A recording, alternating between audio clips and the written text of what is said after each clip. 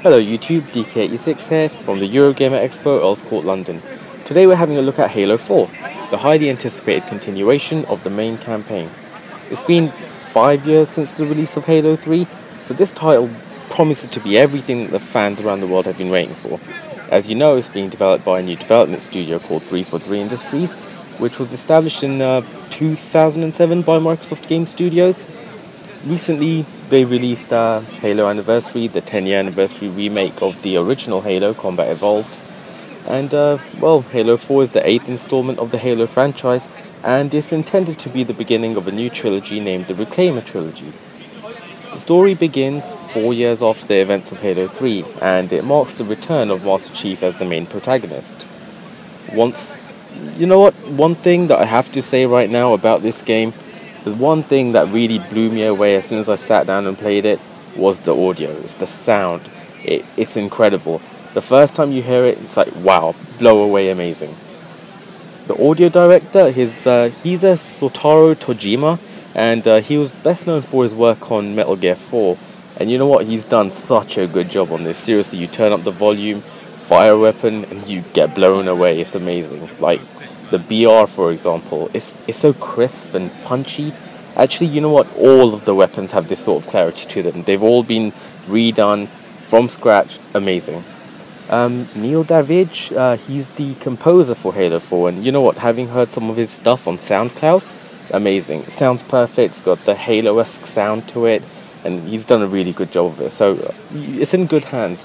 And to be honest, in my opinion, it's the best Halo game by far in terms of sound design alone. There, I said it. It really is. It's amazing. Moving on, you can already see just by looking at the game that it's had a huge overhaul in terms of graphics design. It still looks like a Halo game, feels like a Halo game, but it's sharper, it's got amazing dynamic lighting. The textures on this build alone are spot on. Bump mapping, amount of polygons, character models, all of it just looks superior to any other Halo game we've seen in the past. I mean, look at it. It's nuts.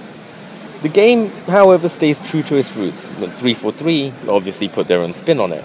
Although it feels like a Halo game and looks like a Halo game, it has its differences. For example, when you're moving around, you feel heavier. It's kind of hard to explain, but the best way I can explain it is when you're playing an old Halo game like Halo 3 or Halo Reach, sometimes it can feel like you're controlling a floating camera with a gun attached to it. It's odd, but just bear with me on this. But with Halo 4, when you're moving around, it just feels a lot more solid and involving. It actually feels like you're moving a Spartan. The Spartans are meant to be big. They're agile and everything, but they're big. As you can see right there, that guy is huge. Look at it. You can probably hear me say teabag in a second. Teabag! Teabag! Told ya. Anyways, getting back to the point, it just feels solid. It's an experience. You'll see what I mean when you play it. The armor abilities are back though, but sprint is now a standard armor ability that you have all the time. It's pretty cool, and it helps to get players around the map quickly, and it increases the overall pace of the game. Respawns are sped up. When you're killed, it switches to a kill cam, which is similar to Call of Duty.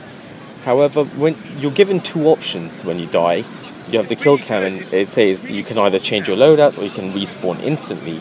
Again, this pushes for a really fast-paced game. I think it'll take some time to get used to it, like if you compare it to Halo 1, for example, which was like especially slow compared to most first-person shooter titles. It's an interesting take by 343, and I really do think it'll pay off. When playing the multiplayer demo, there were 3 or 4 maps to experience.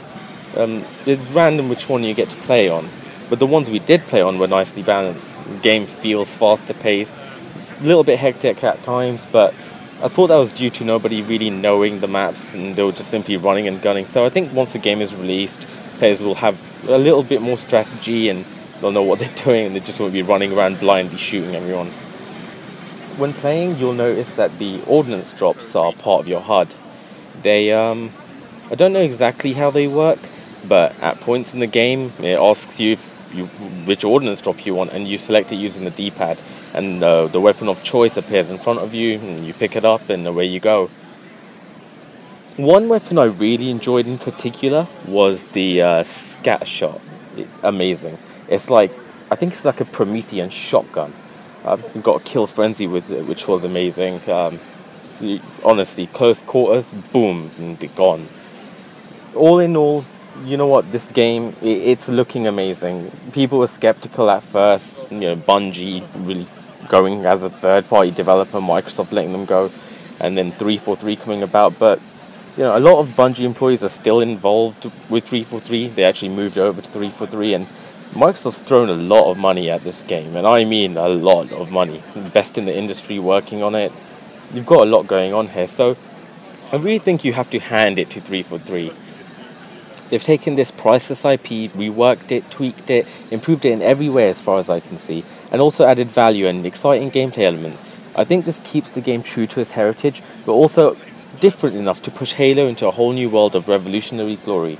Halo 4 is scheduled for November 6th, 2012 release. I'm DK6, and thank you for watching.